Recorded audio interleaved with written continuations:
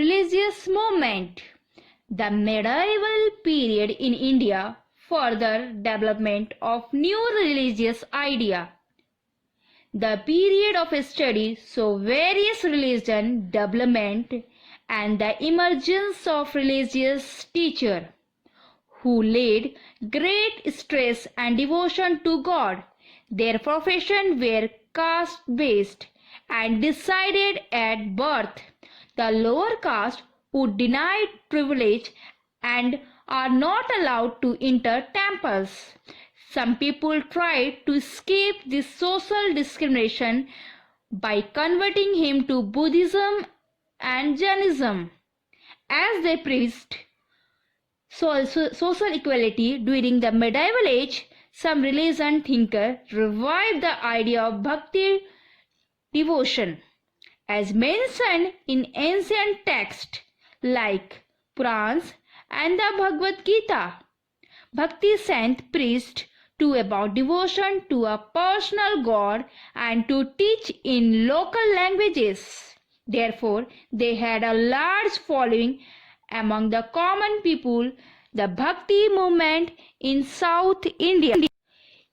In the 7th century, it was begun by the Alwar saints who were Vaishnavas, devotees of Lord Vishnu, and Nayanar saints who were Sevas, devotions of Lord Shiva.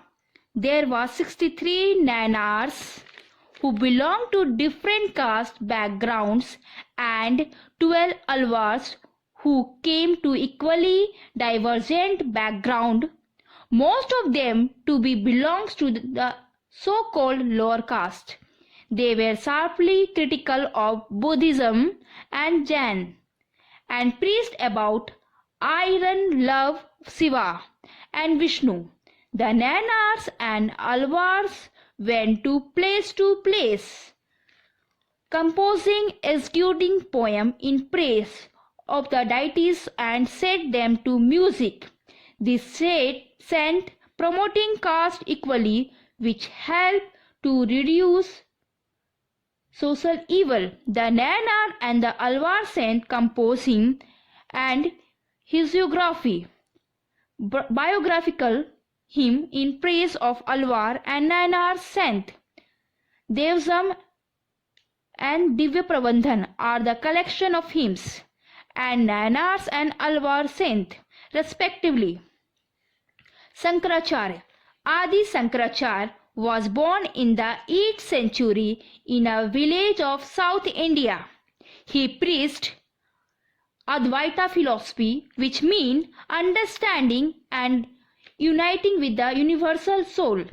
Through the attainment of knowledge, he helped in the revival of Hinduism. He worshipped Shiva and inspired the whole country by his book, Argument and Commentary. He established center of learning called Mathas at Badrinath, Puri, Dwarika and Sringeri. As mathas are located in all the four corners in India, these mathas grew as important pilgrimage center. Ramanuja. Ramanuja was the followers of Lord Vishnu and taught his disciples that personal devotion to the Lord was the only means of salvation, that is, union with God. He preached about the Visishta Advaita philosophy, which holds that soul retains its identity even after uniting with Brahma. He preached about the socially equality and condemned the caste-based restrictions. He mixed freely with the common people and made bhakti religion of the masses. His disciples Ramananda took its message to the North India. Ramananda, the Saint Ramananda of Varanasi, spread the message of devotion of Lord Ram. He accepted followers from all castes and religions. Among his close disciples was Ravidas and Kabir. Chaitanya. He was a great religious teacher and devotee of Lord Krishna. He was born in a learned family in Bengal. At the age of 24, he left his house and traveled all over Deccan, Odisha, Bihar, and Bengal.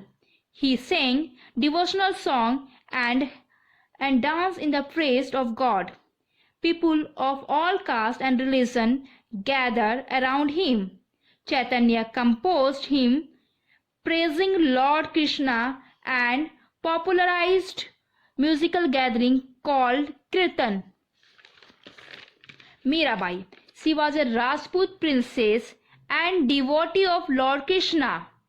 It is said that since her childhood she used to keep an idol of Lord Krishna with her. She considered herself married to the Lord, although she was married to the royal family in Mewar. She moved to Vrindavan, and after she became a widow and devoted rest of his life singing bhajan and kirtan. Namdev. He popularized the bhakti culture in Maharashtra. He preached about the oneness of God for all the religions. He popularized with his Allah worship. He was a family man and did not give up his worldly life. He rejected rituals and composed devotional poem called Abhangs in Marathi language. Other Marathi saints like Tukaram, Ramdas, and Eknath were instrumental in spreading this movement among the common people. Kabir. Kabir is brought up in a family of Muslim Julhas or weaver settled in a new other city of Varanasi. We have to 10 reliable information about his life. We get to know of his idea from a vast collection of words called sakhis and pens, said to have been composed by him and sung by wandering singer. Kabir was a disciple of a bhakti saint, Ramananda of Banaras. He was influenced by Hindu and Sufi sant as well as Mahayana Buddhism. His followers were called Kabir Panthi. His philosophy and ideas of loving God has been expressed metamorphically through his dohas teaching. The most salient features of teaching was the denunciations of polytheism, idolatry, and casteism. He was a true seeker of God and did his best to break barrier between Hindu and Muslim. He believed that the God is one and formless, Nirgun, even though different religions gave him different names and forms. Kabir rejected meaningless ritual and conveyed simple messages through different types of poems. Kabir words were composed in Bhojpuri languages mixed with the newly evolved languages called Urdu. It is meaningless to classify Kabir teaching into Sufi and Bhakti. His Doha has proclaimed both religions as same. The end being the attainment of God. The unity that Kabir spoke about was never understood by his followers, who after his death fought over his dead body. The Hindu wished to cremate his dead bodies, whereas Muslim wanted buried. However, all fighting ended once they sought convent. His body was removed. His followers saw that there were flowers in the coffin. His greatest work in Bezak, the seedling. This collection of Kabir poem demonstrates his own universal spirit of oneness. His dohas were included into the text called Adi Granth, a text secret to the Sikh. The Kabir Granthwali was also contained the collection of Kabir words. Guru Nanak, a case study. He is regarded as a founder of Sikhism. He was born at Nankana Sahib, a town located near the city of Lahore in present-day Pakistan. He visited many holy places and finally settled in Kartarpur and left the world in 1539. Guru Nanak is regarded as Sikh as their first Guru in the late 15th century. His teaching became very popular among the people of Punjab. This teaching forms the basis of Sikhism. The teaching of Guru Nanak and some of the successors are collected in Guru Granth Sahib, which is the holy book of Sikh. Teaching. Guru Nanak never believed in leading an ascetic life in search of God. He propagated that man should live in simple, virtual life.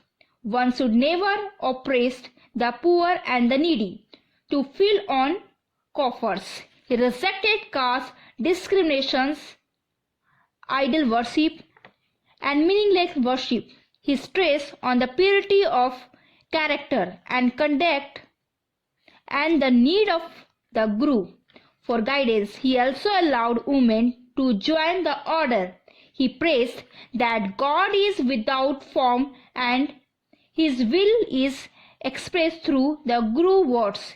His teaching was spread through the group singing of hymn called Kirtan.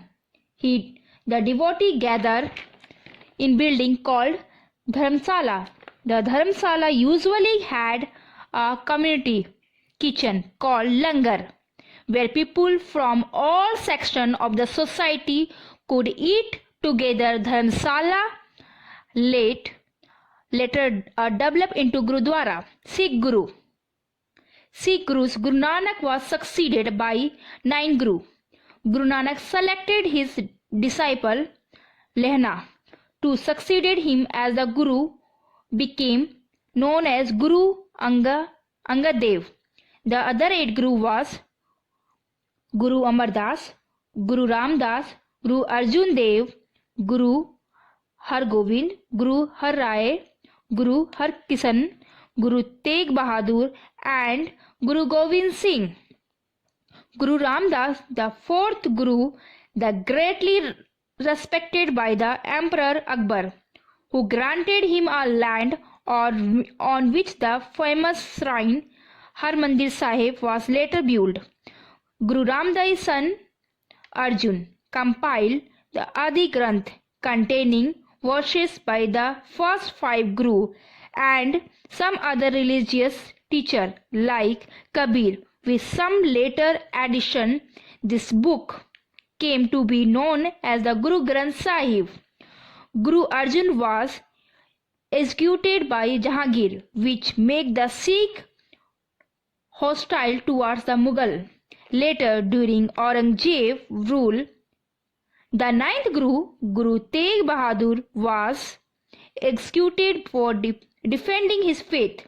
Guru Tegh Bahadur's son Govind introduced the custom of Pahul, baptism by sweetened water start with a dagger. Those who are baptized became member of a disciple brotherhood known as Khalsa.